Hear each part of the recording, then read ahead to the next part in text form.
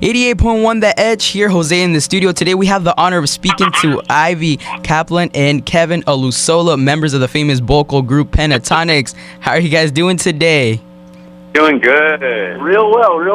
Really well. All right. First of all, who came up with the name Pentatonix for the group? And what does it mean? I mean, where did you guys get the idea of, naming your vocal group Pentatonix? That would be Scott. He came up with that. He was actually taking music theory at the time, and he was learning about the pentatonic scale. Mm-hmm. And that's a 5-note scale that's widely used in music. Okay. And so he was like, hey, that's perfect. We have 5 people, and hopefully we'll be widely known in music. Exactly. So, yeah. And then we just put an X on it at the end, and there we have it. That's so you guys just added the X just for the cool part, I'm guessing. Exactly. Alrighty. You got it. Okay, I know it's been 2 years. Okay, I know it's been 2 years already since you guys Pentatonix won season 3 of the Sing Off on NBC, but definitely, it must feel like it was yesterday. Ivy, can you tell me more about what it felt like knowing that Pentatonix was, one of the last 3 remaining groups, and you guys were one step closer to becoming champions, but you still had to fight even harder now to obtain the title because, Dartmouth Airs and Urban Method, they weren't really that bad. Yeah, it was really stiff competition. We loved all the groups there. So it wasn't really, we were just trying to be the best that we could be and just kind of see what was happening. Okay. Well, yeah, that's great. So after Nick Leachy, the host of the Sing Off, announced the final results and said that you guys, Pentatonix, were the champions of the Sing Off, what went through your mind, Kevin? Were you in shock, astonished? What'd you feel? We were so shocked. We felt just so blessed to have come to that point to win a national TV show. It's something that a lot of people dream of doing, and so we just felt so lucky to be able to do that. And also that meant now we can start our careers. It's try to make our name in the industry. And it's been such a wild ride and so much fun. That's yeah. Ivy, what brought you and of course Mitch, Gracie, it's Scott Hoying, Kirsty Maldonado, and of course Kevin, together, and who inspired you guys to form such an amazing group? It was Mitch, Scott, and Kirsty all knew each other in Texas. They grew up together. They were singing together in high school and all that. Scott moved to LA for school, and then he decided that he wanted to try for the Sing Off. So he heard about me through a mutual friend. And, wow. And then we found Kevin on YouTube. He had wow. boxing viral at that time. That's crazy. I didn't know that. So, Kevin, at what age did you start beatboxing? Because you make it look so easy. It's like literally you have an electric drum set inside your mouth. You have that flow, that rhythm. When I first heard the entire group perform, I actually thought you guys had some type of percussionist in the background or something.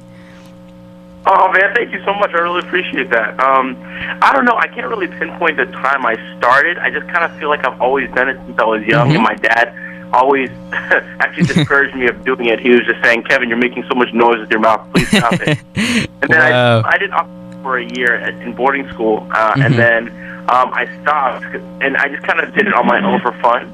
And then honestly, when I started doing the combination of cello and beatboxing, that's kind of when I started trying to further it more. And then I really got serious when I met the band, and ever since been beatboxing as hard as I can. That's great, Ivy. Wow, how do you get your voice so low? Not even kidding. Every time I hear you, guys perform and you do some of your guys' covers, I just get chills because you really sound like a real electric bass. Thanks, man. Well, a lot of it has to do with, just my voice changing, and it's just naturally low. But also, it takes vocal training and really just working on a lot to make sure that you're doing it right. But yeah, it's really, really fun. Oh yeah. So, are you guys excited? You guys are, hitting the road and starting off your tour next Saturday in Cincinnati, Ohio. How do you guys feel? Yeah, oh my gosh, we're super excited. We love going on tour. This is actually the 4th leg of our 2nd tour, and it's one of the best parts of the job, if you can call it a job. Yeah, you guys, it is a job, and you guys do it great. You guys are definitely going to be busy after Cincinnati. You guys are going to Kalamazoo, Michigan, the 20th of this month, and Fargo, North Dakota. You guys are gonna be playing at the venue 30th of this month. I mean, you guys are hitting, basically, you guys are gonna hit a lot of states of the nation. I mean, you guys are gonna be packed. I mean, Pentatonix first production, PTX Volume 1, without a doubt, was a hit. I mean, you guys hit, you guys were number 14 on the Billboard 200 charts. Are you guys currently working on a second production?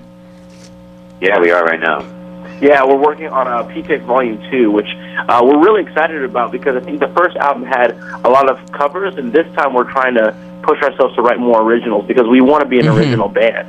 Yeah, of course. Rarely you see kind of a cappella and original music kind of fused together, and so that's what we're trying to break out and do more of. So we're really, really excited. Well, yeah, and I see that you guys are always coming to, also coming to Spokane, Washington, and Seattle, Washington. That's great. You know, I'm actually thinking of going watching you guys at Spokane. We're like I said, we're located here in Kennewick. We're only about like 4 hours away, not that far. And you know, I really want to congratulate you guys because your evolution of music video, which is absolutely amazing, now has more than 5 million views, and it's one of the most popular videos in the music category on YouTube. That's amazing. So I mean, I have to say that part when you guys start singing the Para Bailar La Bamba and then transition to Stand By Me, that part just blows me away. I couldn't believe how good Scott, you know, sang La Bamba in Spanish. You know, he's pretty good. Thank you so much. Yeah, it was a really, really fun video to do. It was definitely our hardest arrangement yet and the hardest to sing, but it's worth it. How long, or like how many takes you have to do? I mean, like how many, like what's the process? You know, how long does it take you guys, you know, for example, the evolution video to make? Well, we do it all in one take. I mean, there's not separate takes. Like we perform it a couple times and record it, but it's all live. It's all live. We usually get it done within like an hour or an hour and a half. Well, that's great. I mean, this is to all our listeners, you know, to stay up to date with everything on Pentatonix and, of course, their tour dates, check out www.ptxofficial.com or follow them on Twitter at ptxofficial or Facebook, and make sure to check out as well their YouTube channel. And thank you very much, Avi and Kevin, for being with us today. It's a pleasure speaking to you guys, and I wish Pentatonix the best. Thank you guys one more time, Avi and Kevin. Thanks for having us, and please come to our show. Oh, yes, of course. I'm not going to miss it. And once again, Avriel Kaplan and Kevin Olusola, members of the Pentatonix. You heard them here on the Edge of 88.1.